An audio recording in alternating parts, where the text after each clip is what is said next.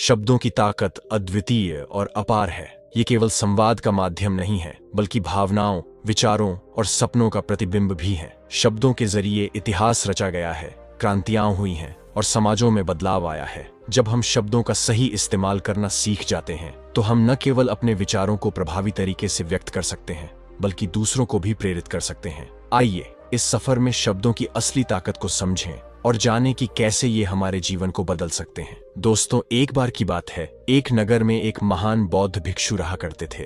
वे बहुत ज्ञानी और शांत स्वभाव के थे और यह उनकी विशेषता भी थी। एक बार की बात है, जब बौद्ध भिक्षु नगरवासियों को उपदेश दे रहे थे। उन्होंने कहा, शब्दों में जीवन बदलने की शक्ति होती है। अपने शब्दों से जीवन को सकारात्मक दिशा में बदलें। हम जो भी शब्द अपने लिए या दूसरों के लिए कहते हैं, वे हमारे जीवन पर गहरा प्रभाव डालते हैं। इसलिए हमें सोच समझकर बोलना चाहिए। और इतना कहकर बौद्ध भिक्षु ने अपना उपदेश समाप्त किया और वहां से चले गए। एक दिन वह बौद्ध भिक्षु एक मार्ग से होकर गुजर रहे थे। उसी मार्ग से एक युवक होकर गुजर रहा था। उस युवक ने उन बौद्ध भिक्षु को देखा तो वह जोर जोर से हंसने लगा और कहने लगा, अरे साधु महाराज, आप तो ढोंगी है। आपके उपदेशों में ये कहने से कि शब्दों में बड़ी ताकत है, क्या आपकी बात सत्य हो जाएगी? ऐसे कैसे हो सकता है कि शब्दों से हमारा जीवन बदल सकता है? उस युवक की सारी बातें उन भिक्षु ने ध्यानपूर्वक सुनी और उसके बाद वे मुस्कुराते हुए युवक से बोले, बेटा, नाद से ही तो यह दुनिया प्रकट हुई है और अच्छे शब्दों के पीछे भी नाद होता है जो पूरा जीवन बदल देता है। वह बौद्ध भिक्षु उस युवक से बोले,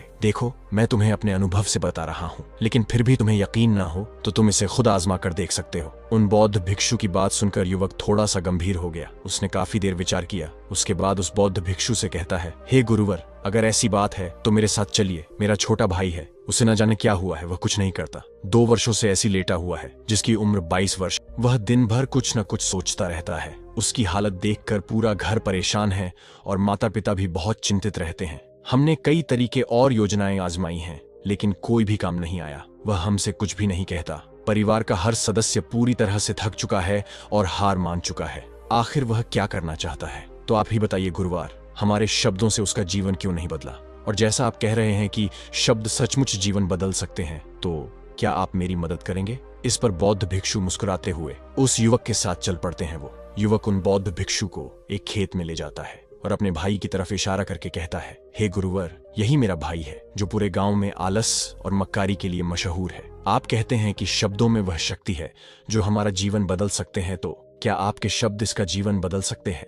अगर यह सत्य है तो आप इसका जीवन बदल कर दिखाए। बौद्ध भिक्षु उस युवक के भाई को ध्यानपूर्वक देखा। वह एक पेड़ की छांव में आराम से सो रहा था। जब बौद्ध भिक्षु उस युवक के भाई के पास पहुंचे और स्नेहपूर्वक उसके सिर पर हाथ फेरते हुए बोले, उठो बेटा, बहुत देर हो चुकी है। ये सोने का समय नहीं है, ये तो जागने का समय है। बौद्ध भिक्षु की आवाज सुनकर वह लड़का थोड़ा चकित हो गया। आखिर कौन है जो मुझे इतने प्रेम से जगा रहा है? वरना गांव वाले तो मुझे आलसी और मक्कार ही कहते हैं। उसने आंखें खोली और आंखें मलते हुए उस बौद्ध भिक्षु से कहा, हे गुरुवर, आप कौन हैं और यहाँ क्यों आए हैं? इस पर बौद्ध भिक्षु उस युवक से कहते हैं, बेटा, ये प्रश्न तो मैं तुमसे करना चाहता हूँ। तुम कौन हो, यही तो तुम्हें जानने की आवश्यकता है। उन बौद्ध भिक्षु की बात सुनकर वह लड़का जोर जोर से हे नसने लगता है। और अगर आप मेरे बारे में जानना चाहते हैं तो गांव के किसी भी सदस्य से पूछ लीजिए, आपको पता चल जाएगा कि मैं कौन हूँ। हर कोई यही कहेगा कि मैं आलसी और मक्कार हूँ। वे आपको तरह तरह के ताने मारेंगे और कई बातें सुनाएंगे।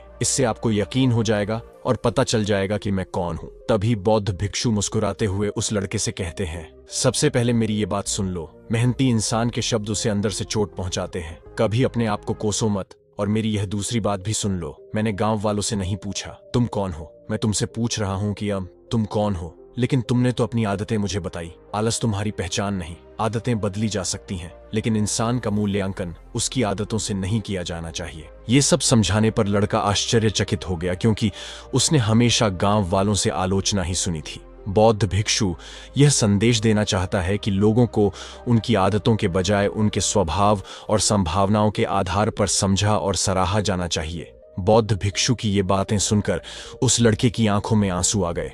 वह तुरंत ही दोनों हाथ जोड़कर बौद्ध भिक्षु के चरणों में गिर गया और उनसे कहने लगा, आप सत्य कहते हैं। मैं अपनी आदत से बहुत परेशान हूँ। मेरी लाख कोशिश के बाद भी मैं इसे बदल नहीं पा रहा हूँ। कुछ भी कार्य करने की कोशिश करता तो मेरा ध्यान इधर उधर की बात सोचने में लग जाता और मैं परेशान हो जाता हूँ और इस दर्द को दूर करने के लिए सो जाता हूँ। इन आदतों को बदल नहीं पा रहा हूँ।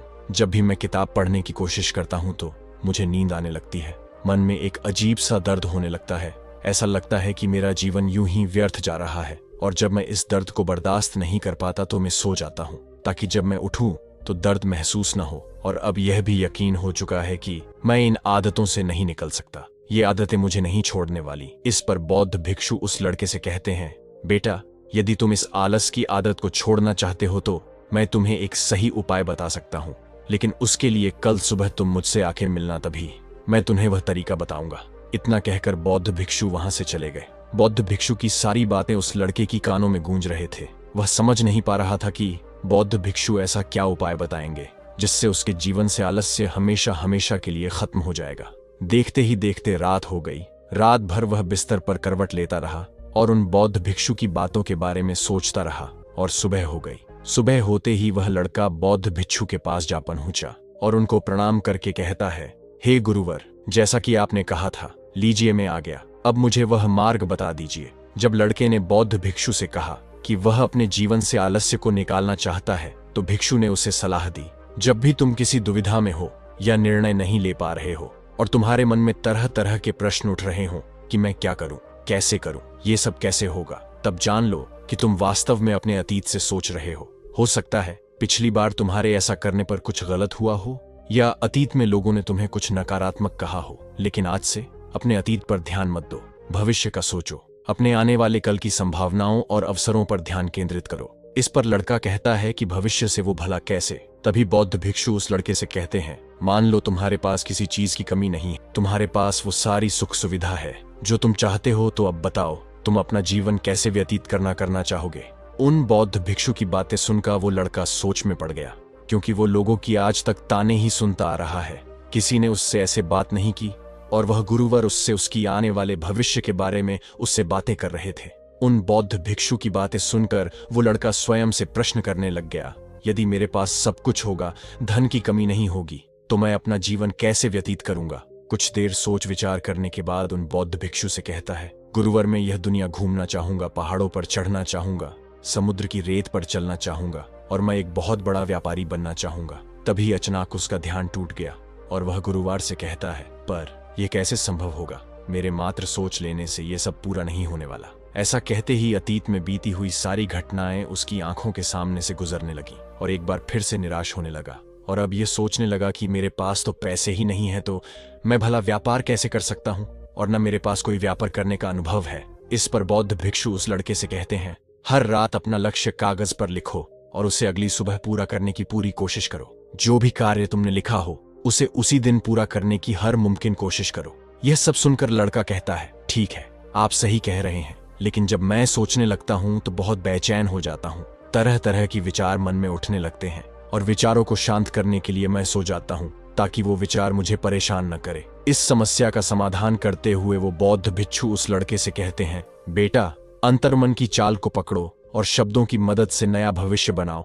इस पर वह लड़का कहता है, ये कैसे संभव होगा। तो गुरुवर मुस्कुराते हुए कहते हैं, कैसे होगा जो ये सवाल है, यह सवाल नहीं, एक डर है जो तुम्हें अगला कदम लेने से रोक रहा है। तुमने देखा होगा जैसे ही हम अपने अंतर्मन को दोष देते हैं, बुरे शब्द कहते हैं, तो वह अंतर्मन में जाकर बैठ जाता है। जैसा हम पूरी भावना के साथ सोचते हैं वैसा ही हम बनते चले जाते हैं। तो तुम अपने मन को नए संदेश दो कि मैं अपने कमजोरी को दूर करता हूँ, चिंता को ध्यान में बदलता हूँ, मैं उत्साह और ऊर्जा से भरा हुआ हूँ, लगातार अपने लक्ष्य को पूरा कर रहा हूँ। तो तुम दृढ़ निश्चय से किसी कार्य को करोगे तो वह अवश्य पूरा होगा। इतना कहकर बौद्ध भिक्षु ने कहा, अभी तो इस गांव से जा रहा हूँ, बाद में आके तुमसे मिलता हूँ। ऐसा कहकर वह वहां से चला जाता है। इस पर वह लड़का कहता है कि आप सही कह रहे हैं गुरुवर, अब मैं अपने सारे काम दृढ़ निश्चय से पूरा करने की कोशिश करूंगा। ऐसा कहकर वह लड़का वहां से चला गया और उसके बाद वह बाजार जाके लोगों को ध्यान से देखने लगता, व्यापार के सभी क्रियाकलापों को समझने की कोशिश करता और फिर एक दिन बड़े व्यापारी के यहाँ काम करने लगता। धीरे धीरे मसाले के व्यापार की पूरी जानकारी लेने के बाद वह लड़का एक बहुत बड़ा व्यापारी बन जाता है। इस प्रकार दोस्तों, सही शब्दों का प्रयोग करके और दृढ़ निश्चय से हम अपने जीवन में परिवर्तन ला सकते हैं और अपने लक्ष्यों को प्राप्त कर सकते हैं। तो दोस्तों, यह कहानी हमें सिखाती है कि दृढ़ निश्चय, लगन और सही दिशा में प्रयास करने से कोई भी लक्ष्य प्राप्त किया जा सकता है। चाहे परिस्थितियां कैसी भी हों, अगर हम अपने सपनों के प्रति समर्पित रहते हैं और हर दिन कुछ नया सीखने का प्रयास करते हैं तो सफलता हमारे कदम चूमेगी। यदि आपको यह वीडियो पसंद आया हो तो कृपया इसे लाइक करें, अपने दोस्तों के साथ शेयर करें और हमारे चैनल को सब्सक्राइब करें ताकि आप इसी तरह की प्रेरणादायक कहानियां और टिप्स सबसे पहले प्राप्त कर सकें। अपने विचार और सुझाव नीचे कमेंट बॉक्स में जरूर दें। हमारे साथ जुड़े रहें और याद रखें, आपके सपने आपकी मेहनत के बिना अधूरे हैं। धन्यवाद और मिलते हैं अगले वीडियो में।